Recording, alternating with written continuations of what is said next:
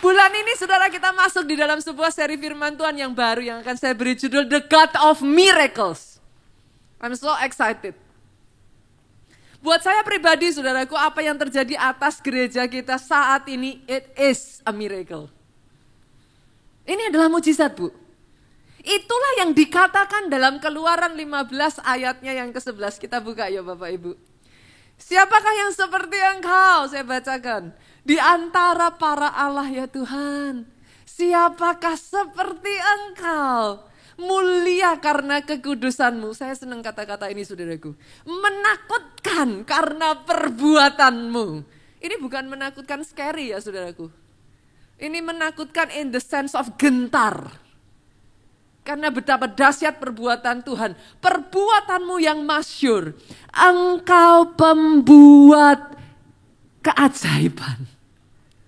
Berapa banyak dari saudara di tempat ini yang tahu, saudara dan saya menyembah Tuhan yang adalah sang pembuat keajaiban. He is the miracle working God. Kita menyembah Allah sang pembuat keajaiban. Dan tahukah saudara sesungguhnya ayat yang baru saja saudara baca tadi, itu adalah penggalan dari lagu yang dinyanyikan oleh Musa dan bangsa Israel. Itu sepenggal lagu aja saudaraku pada saat itu. Lagu yang dinyanyikan oleh Musa dan bangsa Israel, kenapa saudaraku? Karena Tuhan mengerjakan perbuatan dahsyat di depan mata mereka. Finally loh saudaraku, bukan setelah couple months, bukan setelah beberapa tahun, setelah ratusan tahun. Bangsa Israel berjalan keluar dari tanah Mesir sebagai bangsa yang bebas. Mereka bukan lagi budak saudara. Mereka keluar sebagai bangsa bebas. Dan amazingnya lagi Bu, mereka tidak keluar dengan tangan kosong. Wow, mereka keluar, Pak, dibawain emas, dibawain perak, dibawain kain-kain mahal Bu. Mereka keluar sebagai orang bebas. Akan ada orang-orang di tempat ini, Tuhan kerjakan perkara dahsyat atas hidupmu. Apa yang engkau akan berkata, tidak bisa tidak engkau harus berkata, ini pasti Tuhan. Tapi masalahnya, keluar dari bangsa Mesir Pak, gak berapa lama, Firaun berubah pikiran. Mereka yang tadinya mau melepaskan bangsa Israel, Firaun berubah pikiran Bu. Ada di sini yang kadang ngalami seperti ini. Pastor, Tuhan itu sudah tolong saya. Lah tapi kok diizinkan lagi?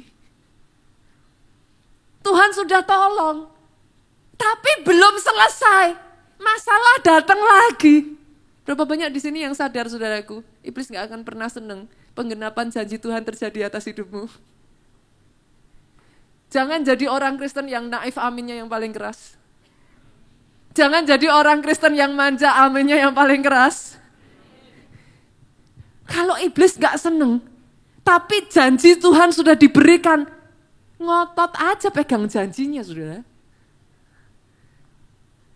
Justru salah besar, iblis gak seneng, janji Tuhan di depan, saudara malah mempertanyakan Tuhannya.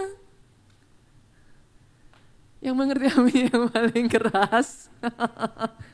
Lah orang Tuhan udah janji kok, itu janji, pasti digenapi.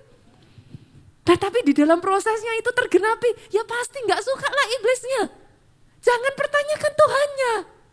Lawan iblisnya, pegang kencang janji Tuhannya. Sampai pada saat itu saudaraku, dengar ini. Kalau itu yang saudara alami, saudara sempat mengalami masa-masa seperti itu, berseru kepada Tuhan. Jangan tinggalkan Tuhan. Itu langkah yang salah saudara. Berseru sama Tuhan. Tuhan tolong. Karena pada saat saudara berseru. Saya belajar dalam kehidupan saya ya saudaraku. Di tengah masalah. Cari rema Tuhan. Sampai Tuhan bicara sama Musa. acungkan tongkatmu. Musa acungkan tongkatnya. Tiba-tiba saudaraku, angin dari timur. Alkitab berkata, Tuhan kirimkan angin dari timur yang begitu kuat sampai laut terbelah. Halo, masalahnya bukan di tongkatnya, Bu. Kadang banyak orang Kristen suka salah. Pastor si A suruh gini, si A ngelakuin gini jadi, saya ngelakuin kok nggak jadi. Bukan tongkatnya. Kalau saat itu saudara mau coba-coba pakai tongkat ngelakuin sama seperti Musa, belum tentu jadi. Masalahnya bukan di tongkatnya, di remanya. Yang mengerti aminnya yang paling keras. Yang mengerti aminnya lebih keras. Soho kapital aminnya boleh yang paling keras. Kalau amin yang keras, tepuk tangannya yang paling meriah buat Yesus Tuhan kita. Tangkap remanya dulu. Karena yang penting remanya. Saudara mau ikut-ikut. Lah, buat orang itu tuh memang remanya terjadi. Kalau saudara nggak dapat rema dari Tuhan, saudara tabrak, ya nggak bisa. Tapi ketika dapat rema dari Tuhan, taat. Jadi. Musa acungkan tongkat itu, saudaraku. Angin timur berhembus begitu kuat. Kebayang nggak, Bu? Ada daratan di dalam lautan. Bangsa Israel berjalan di laut kering. Can you imagine? Muncul daratan di tengah-tengah lautan dan bangsa Israel berjalan di laut kering. Hari ini saya ingin mengatakan ini kepada saudara. Tuhan yang saudara sembah bukan sembarang Tuhan. He is the miracle working God. Boleh saya deklarasikan ini atas hidupmu, saudaraku. Engkau yang hari-hari ini ada di dalam situasi terjepit. Tangkap ini, saudara. Engkau yang ada di situasi terpojok. Engkau yang seolah-olah kayak merasa gak ada jalan keluar. Sama seperti bangsa Israel ini. Saya deklarasikan atas hidupmu, the miracle working God bekerja. Buka jalan atas hidupmu. Engkau yang hari ini ngerasa ya saudaraku, di belakangmu, ini yang dialami bangsa Israel. Di belakang pasukan besar, Bu, nyerang. Depan laut. Mundur kena, maju tetap kena, Bu. Tapi bukankah Allah kita selalu dahsyat? Bukankah Allah kita selalu dahsyat? Hari ini saya mengajak saudara untuk belajar mempercayai the miracle working God. Ini yang Tuhan katakan sama Yeremia, saudara. Karena kadang kita orang Kristen sukanya begitu. Sudah pernah lihat perbuatan dahsyatnya Tuhan, tapi lupa. Yang mengerti apanya yang paling keras. Sudah lihat, sering lihat. Tapi waktu ngadepin masalah lagi, lupa loh, Bu. Segampang itu loh mempertanyakan Tuhan. Padahal mengalami enggak penyertaan? Alami. Saudara datang hari ini di tempat ini, enggak mungkin kalau enggak penyertaan Tuhan. Oh, Soho Kapital kalau amin yang paling keras. Enggak mungkin kalau bukan penyertaan Tuhan. Tapi seringkali kita lupa. Sampai Tuhan tuh ngomong dalam Yeremia 32 ayat 26-27, coba saya bacakan. Firman Tuhan datang kepada Yeremia. Saya ganti ya. Firman Tuhan datang kepada Ani. Saya ganti ya. Firman Tuhan datang kepada Budi. Saya ganti ya. Firman Tuhan datang kepada Nita. Sesungguhnya akulah Tuhan Allah segala makhluk. Adakah sesuatu apapun yang mustahil untukku? Saya dan saudara sepakat, ini bukan pertanyaan. Sepakat ya saudara? Kita orang Kristen lah, tahu tidak ada yang mustahil bagi Tuhan, aminnya yang paling keras. Kita ngerti. Tapi kenapa sampai Tuhan ngomong macam begini? Karena kadang orang Kristen, waktu kita kecil kita belajar di sekolah minggu. Allahku luar biasa, benar kan? Semua orang Kristen tahu lagu ini kan? Allahku luar biasa, Oh, kalau nyanyi mantap. Allahku luar biasa.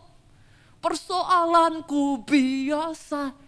Waktu sekolah minggu. Tambah besar. Kata orang sudah makan asam garam. Katanya, saudaraku. Sekarang kreatif. Lagunya diubah, saudara.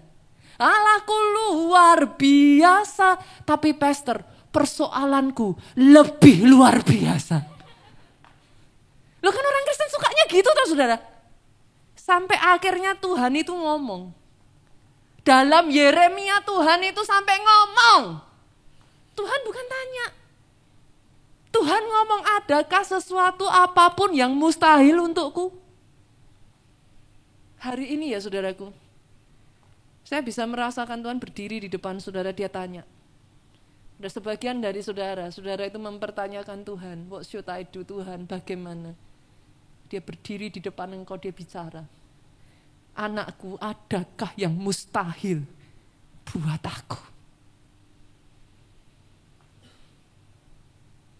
Jangan pernah melupakan ini saudaraku. Engkau tidak menyembah sebarang Tuhan. Waymaker, miracle worker, itu Tuhan yang kau sembah. Bahkan di saat tidak ada jalan, Dia buat jalan. Saat tiada jalan, di saat saudara nggak bisa ngeliat, Dia bekerja di jalannya, tak terlihat oleh kita. Dan dengar saudaraku, dalam semuanya itu, Dia menuntunku dan memeluk diriku. Dia tidak membawa saudara tanpa memegang, tanpa, Dia tidak pernah lepaskan tangan saudara. Dengan kasih dan kuasa-Nya, setiap hari baru, saya perkatakan ini atas hidupmu. Dia buat jalan. Bahkan di titik yang mustahil sekalipun, jangan pernah batasi Tuhanmu. Masalahnya orang Kristen sukanya gitu loh saudara. Dulu ditolong dengan cara gini. Besok lagi butuh, berpikir. Dulu sudah pernah gini, besok juga gini. Tuhan saudara itu kreatif. Saya bacakan satu ayat ya saudara. Betapa, saya tuh senang banget ayat ini saudara. 2 Raja-Raja 3, yuk kita lihat. Ayat 16-18. Kemudian berkatalah ia, beginilah firman Tuhan, biarlah di lembah ini dibuat parit-parit. Sebab beginilah firman Tuhan, kamu tidak akan mendapat angin dan hujan, namun lembah ini akan penuh dengan air. Sehingga kamu serta ternak sembelihan dan hewan pengangkut dapat minum. Maksudnya gimana saudara? Satu kali Yosafat itu sedang dalam keadaan terjepit, Bu. Mereka harus perang, tapi jalur untuk air masuk itu ditutup sama musuh. Mereka nggak punya air, saudara. Boleh saya ajak saudara bayangkan orang mau perang, nggak punya air. Apa yang terjadi kira-kira, Bu? Sebagian orang ngomong, manusia itu nggak makan nggak apa-apa. Tapi kalau nggak minum, nah 70% tubuh kita ini terdiri dari air, saudaraku. Mereka harus perang, tapi nggak punya air. Ada di sini yang ngalami kayak gitu? Saudara harus perang, saudara harus memperjuangkan perusahaan saudara, tapi saudara nggak punya hal yang esensial untuk itu terjadi. Saudara harus memperjuangkan keluargamu, tapi saudara nggak punya hal yang esensial untuk itu terjadi. Bangsa Israel harus perang, nggak punya air. Berserulah mereka sama Tuhan minta air. Saya berdoa di tempat ini ya saudaraku, ada orang-orang yang ketika menghadapi masalah berserunya sama Tuhan ya. Jangan cari pertolongan manusia, boleh. Kita usahakan dengan ini, itu, dan lain sebagainya boleh. Tapi berserunya harus sama Tuhannya. Ketika bangsa Israel berseru sama Tuhan. Saya tuh seneng banget jawabannya Tuhan, saudara. Ini jawaban Tuhan. Suruh bikin parit. Masuk akal dong. Parit untuk apa, saudara? Nampung air. Coba saya ajak saudara berpikir, kira-kira kondisi nggak ada jalan ditutup, Bu.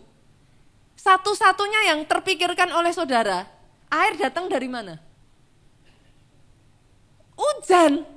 Bener? Ya dong, masuk akal kan? Disuruh Tuhan bikin parit. Mikirnya gimana? Bakal turun hujan deres, kan? Disuruh bikin parit. Tapi ayat 17 ngomong, Bu, yuk coba dicermati lagi. Ngomongnya apa? Ayat 17, 23. Sebab beginilah firman Tuhan apa? Kamu tidak akan mendapat angin dan hujan. Nah lo. Jalan ditutup. Nggak bisa masuk air. Satu-satunya jalan hujan. Tapi Tuhan ngomong, kamu tidak akan mendapat angin dan hujan. Oh, saya tuh kalau sama Tuhan tuh senengnya gitu, sudah. Tuhan itu sering ngajak kita ya. Yang disuruh Tuhan, yang dikatakan Tuhan nggak masuk akal. Kita dengan keterbatasan otak manusia kita ini baru berusaha memahami, Pak. Terus gimana ya caranya? Tuhan nggak datengin angin, nggak datengin hujan, tapi Tuhan janji, paritmu penuh. Tentunya loh, Bu, mikirkan. Orang Jawa bilang, piye Tuhan, gitu kan. Gimana? Kita ini baru di dalam stage berusaha memahami. Oh, saya suka sekali ayat ini, saudara. Tuhan ayat 18 dah ngomong, ini kan manusia lagi mikir nih, saudara. Berusaha mencoba memahami jalannya Tuhan. 18 Tuhan ngomong, itu pun perkara ringan di mataku. Tuhan lucu tau, saudara. Yang tadi aja Tuhan ngomong,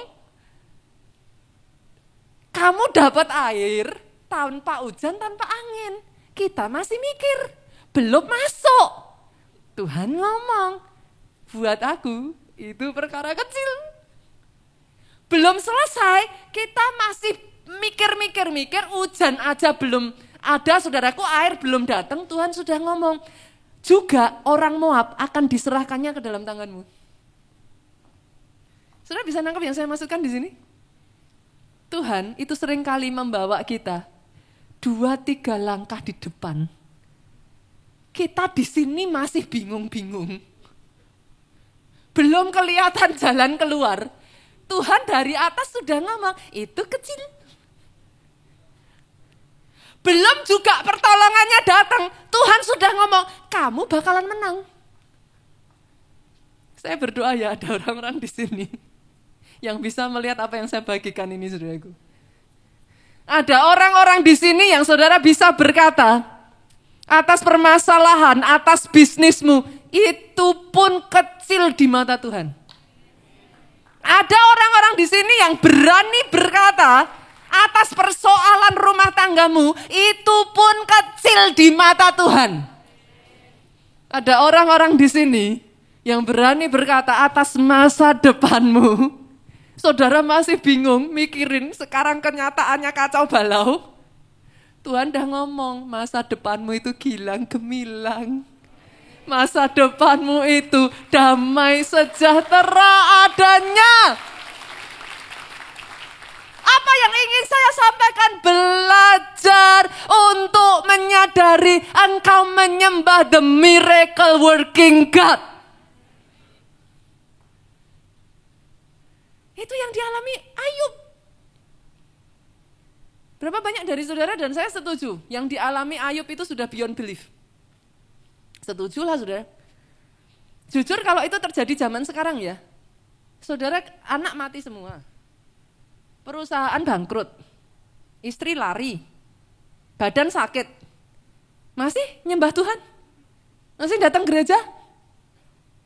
Jujur aja saudara. Akan ada banyak orang Kristen mundur kok kalau ngalami yang dialami Ayub. Tapi boleh gak saya ajak, kita ngelihat terlepas dari apa yang dialami Ayub.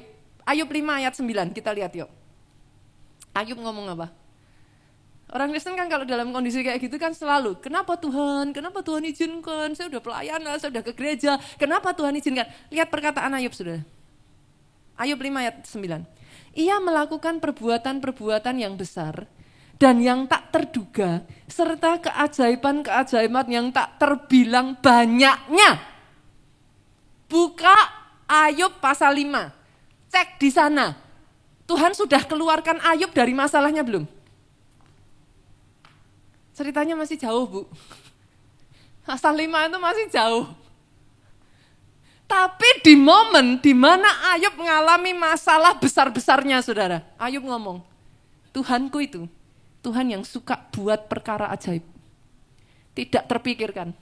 Yang dia kerjakan di luar nalar pikiran. By the way, saudara, Ayub gak ngomong kayak gitu cuma sekali. In case saudara berpikir ya mungkin saat itu aja Ayub terinspirasi gitu. Terus Ayub ngomong begitu. Buka Ayub 9 ayat yang ke-10. Sekali lagi Ayub ngomong apa? Yang melakukan perbuatan-perbuatan besar yang tidak terduga.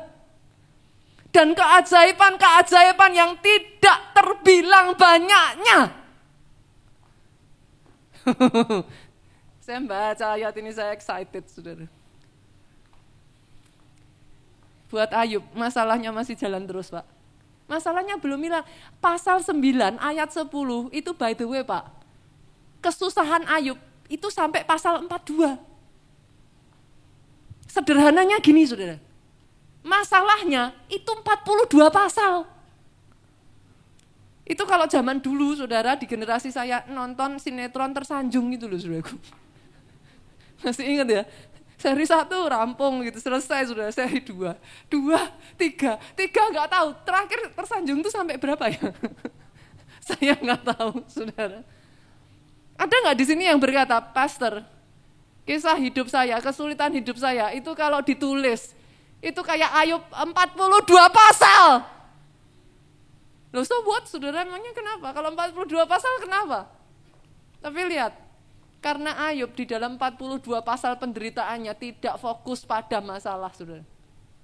42 pasal dia menderita.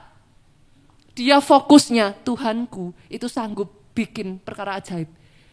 Tuhanku, masalahku boleh jutaan, tapi keajaibannya Tuhanku miliaran. Itu dengan kata lain Ayub tuh mau ngomong kayak gitu, saudara.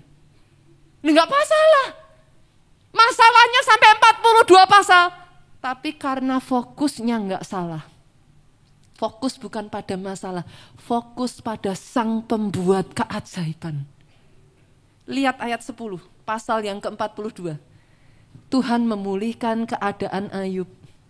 Setelah ia meminta doa untuk sahabat-sahabatnya, Tuhan memberikan kepada Ayub 2 kali lipat dari segala kepunyaannya dahulu. Oh, yang amin kurang keras, saudaraku. Kalau tepuk tangannya lebih meriah lagi. Mau 42 pasal enggak apa-apa. Yang penting ayat 10 terjadi. Aminnya yang paling keras. Sudah 42 pasal, ayat 10 masih enggak terjadi. Itu parah, saudaraku. Yang mengerti katakan amin. 42 pasalmu harus berhenti di ayat 10. Atas hidupmu saya perkatakan, saudaraku, jangan terus lihat masalahmu. Belajar seperti Ayub. Lihat the miracle working God. Boleh 42 pasal, tapi di ayat yang ke-10, dia kembalikan 2 kali lipat atas hidupmu. Mau masalahnya miliaran gimana, Pastor? Enggak apa-apa. Kenapa memang kalau masalahnya miliaran? Ini yang dikatakan Yohanes, saudara. Saya kalau, berapa banyak dari saudara ya, belajar mencintai Alkitab, saudara. Really? Alkitab itu so sweet. Belajar mencintai Alkitab. Yohanes tuh sampai bilang gini, saudara. Yohanes 21 ayat 25. Masalah banyak nggak apa-apa, saudara. Kenapa? Orang Kristen takut masalah, saudara. Dari dulu kan pertama terima Yesus juga nggak dijanjiin ikut Tuhan, nggak ada masalah kan? Yang mengerti katakan amin. Kenapa menghindari masalah? Masalah nggak pernah bisa dihindari. Tapi ketahui satu hal ini, Yohanes 21 ayat 25 ngomong gini, masih banyak hal-hal lain lagi yang diperbuat oleh Yesus. Jikalau semua itu harus ditulis satu persatu, agaknya dunia ini tidak dapat memuat semua kitab yang harus ditulis itu. Artinya apa, saudara? Mau masalah saudara berjuta-juta, bermiliar-miliar, mujizat, keajaiban, pertolongan, kalau mau ditulis, tidak ada yang bisa menampung di muka bumi ini. Masalahnya miliaran sekalipun, pertolongannya triliunan, saudaraku. Saya mengajak saudara untuk bisa melihat ini loh, saudaraku. Tuhanmu tidak sekecil yang kau pikirkan. Kenapa? Karena di momen pandemi ini saya melihat ada banyak orang Kristen yang otot imannya itu jadi lemah. Sejujurnya saudara, kalau saudara mau jujur, di masa pandemi, banyak orang Kristen tidak lagi bisa mempercayai keajaiban Tuhan. Izinkan saya hari ini berkata kepada saudara, belajar percaya sekali lagi. Trust him again. Percayai lagi. Pastor yang kenyataannya di depan mata, ya kenyataannya mau apa? Belum selesai pasalnya kok saudara. Ya betul memang kenyataannya, Ayub juga kenyataannya begitu. Tapi selama kisahmu belum selesai, tidak ada kata mundur saudara. Selama kisahmu belum selesai. Ini yang saya deklarasikan atas pribadi, lepas pribadi di tempat ini. The miracle working God, saudara. Dia mengerjakan dengan caranya yang ajaib. Dia masih terus bergerak. Jangan batasi caranya, saudara. Tidak terpikirkan di otak, ya memang keterbatasan otak kita kok, saudara. Mau gimana? Betul? Siapa kita ini? Kalau mau dipikir, dia punya 1001 jalan. Satu yang saya ingin ingatkan saudara, di momen dimana saudara nggak bisa memahami itu, Pak. Ketika janjinya dengan kenyataan menurut saudara itu langit dengan bumi, hati-hati dengan perkataan. Kenapa saudara? Saya ajak baca satu ayat ya. 2 Raja-Raja 7 ayatnya yang pertama sampai kedua. Pemain musik boleh bersiap. Berkatalah Elisa, dengarlah firman Tuhan, begini firman Tuhan. Besok kira-kira waktu ini, sesukat tepung yang terbaik akan berharga sesikal. 2 sukat jelai akan berharga sesikal di pintu gerbang Samaria. Masih ingat kisah ini enggak saudara? Ini kisah ketika bangsa Israel mengalami kelaparan parah. Pastor, yang namanya kelaparan itu separah apa toh? Parahnya saudaraku, sampai di titik yang ibu-ibu mulai memotong anaknya, merebus anaknya, dan memakan anaknya sendiri. Baca saudaraku, dalam Alkitab ada kok. Saya nggak bikin-bikin, ayat ini ada, baca aja di 2 Raja-Raja itu, apa yang terjadi. Israel pernah mengalami kelaparan yang begitu parah. Artinya apa saudara? Bahkan bangsa pilihan Tuhan pun bisa mengalami masalah. Siapa kita ini saudara? Nggak ada apa-apanya. Jadi kalau saudara dan saya mengalami masalah, Israel pernah mengalami dalam kondisi separah itu. Saudara tidak sampai memakan anak saudara kan? Ini sudah sampai di titik yang begitu parah loh saudara, anaknya sendiri dipotong. Bahkan ada ibu-ibu yang bertengkar gara-gara mereka sepakatan gantian, motong anaknya yang ini dulu, besok anaknya yang itu. Anaknya yang ini udah dipotong, besoknya anaknya yang itu gak jadi dipotong, marah saudara. Ngeri nggak saudara? Keadaan yang sampai moralnya udah bobrok, udah habis. Di waktu seperti itu, Elisa datang, Elisa ngomong, besok di waktu yang sama, keadaan berubah total. Barang-barang yang tadinya harganya mahal, besok jatuh semua. Harganya jadi murah. Siapa orang percaya? Tapi masalahnya, ayat 2 lihat saudara. Perwira yang menjadi ajudan raja menjawab abdi Allah itu katanya. Nah ini yang jadi masalah saudara. Saudara boleh belum bisa percaya, tapi jangan ikut-ikutin Tuhan saudara. Perwira ini ngomong, sekalipun Tuhan membuat tingkap-tingkap di langit, masa akan hal itu mungkin terjadi? Dan karena perkataannya ini saudara, benar-benar sesuai perkataannya. Elisa menjawab, sesungguhnya engkau akan melihatnya dengan matamu sendiri, tapi tidak akan makan apa-apa daripadanya. Ngeri ya saudara. Bahwa hal itu sulit dipercaya, I agree. Jujur kalau ditanya loh saudaraku, memangnya raja secepat itu percaya bu? Memangnya rakyat Israel percaya? Tapi sekalipun mereka tidak mengerti, mereka diam saudara. Hari ini ada yang saudara merasa tidak mengerti? Bolehkah setidaknya terhadap semua firman-Nya saudara katakan amin? Belum ngeliat, belum terjadi, gak ngerti. Tapi belajar, katakan amin. You see ya saudaraku, lagu ini dinyanyikan. Saya di belakang tempat duduk saya nangis habis-habisan. Lagu ini menjadi keputusan saya. Apa yang terjadi saya mungkin gak ngerti saudaraku.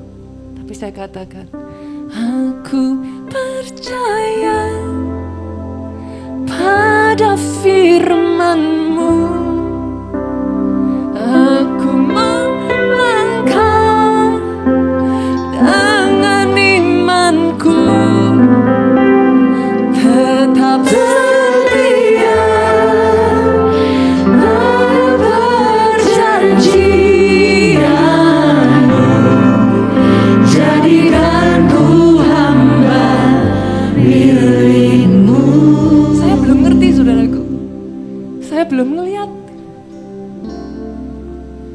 Tapi saya memutuskan untuk setia pada perjanjian yang saya buat dengan Tuhan saya. Itu keputusan saya.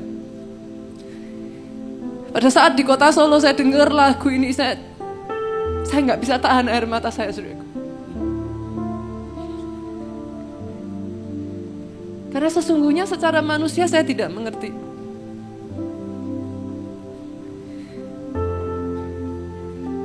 Panjangkan talinya, panjangkan kokoh-kokoh pokoknya. Tuhan, padahal banyak jemaat yang saat ini masih ada dalam keadaan terluka. Keadaannya masih porak-poranda. Bagaimana mungkin Tuhan bicara panjangkan, lapangkan? It doesn't make sense to me. Berapa banyak orang yang mundur dari Tuhan, berapa banyak orang yang kepahitan karena melihat kehidupan yang begitu rupa. Tapi Tuhan ngomong keturunanmu akan memperoleh bangsa-bangsa mendiami tempat-tempat sunyi. Tapi hari ini saya present di hadapan saudara, saya bawa itu di hadapan saudara. Adakah orang-orang di tempat ini yang mau bangkit berdiri dan berkata, aku percaya pada firman-Mu, aku melangkah dengan imanku, tetap memegang, tetap setia dalam perjanjian. Jadikan ku hamba milik-Mu.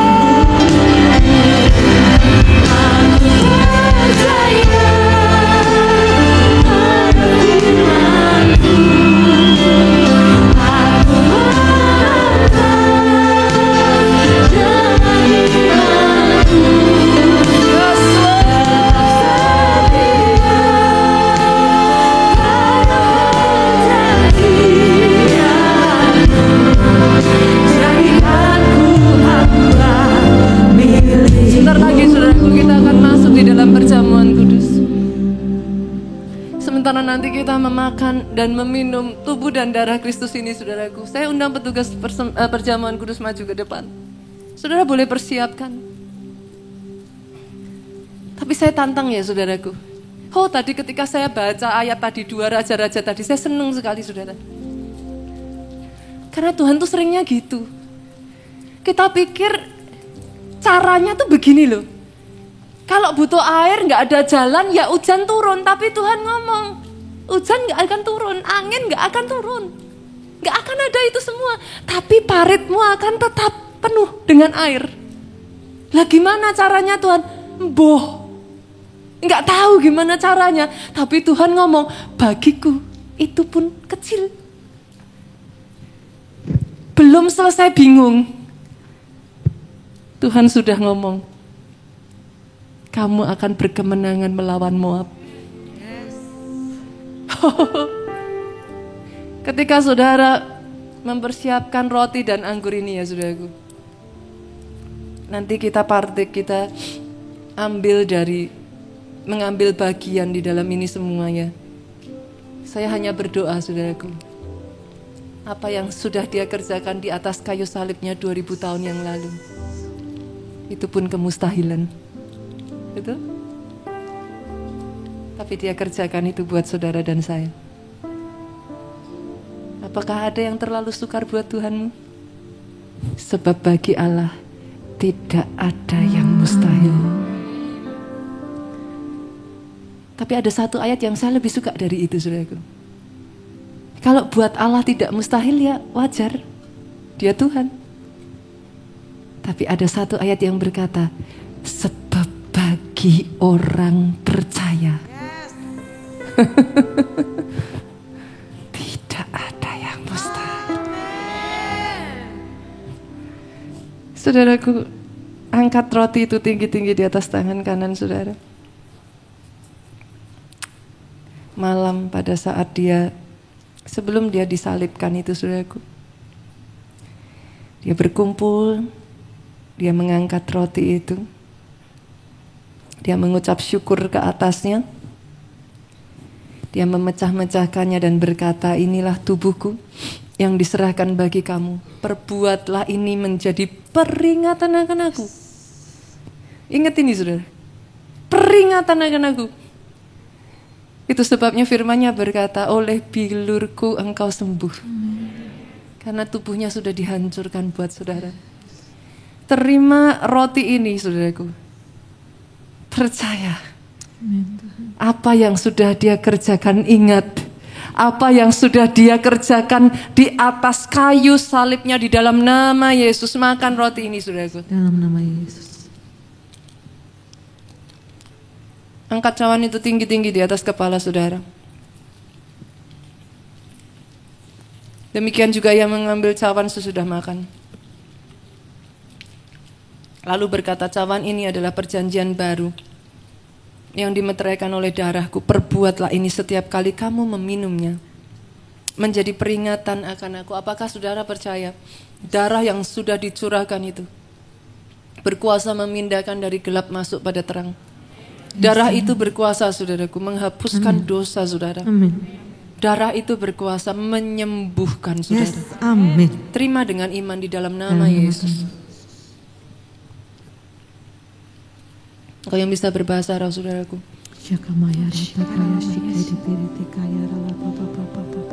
Datang di hadapan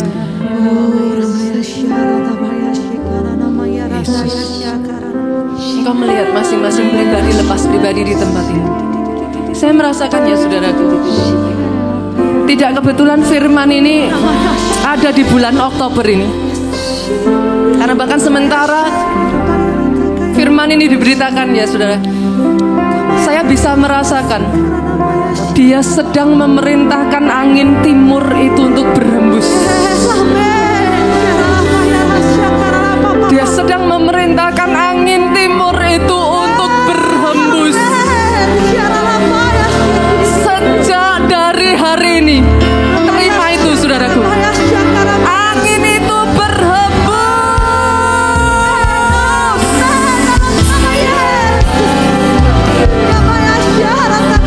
Saudara akan mulai melihat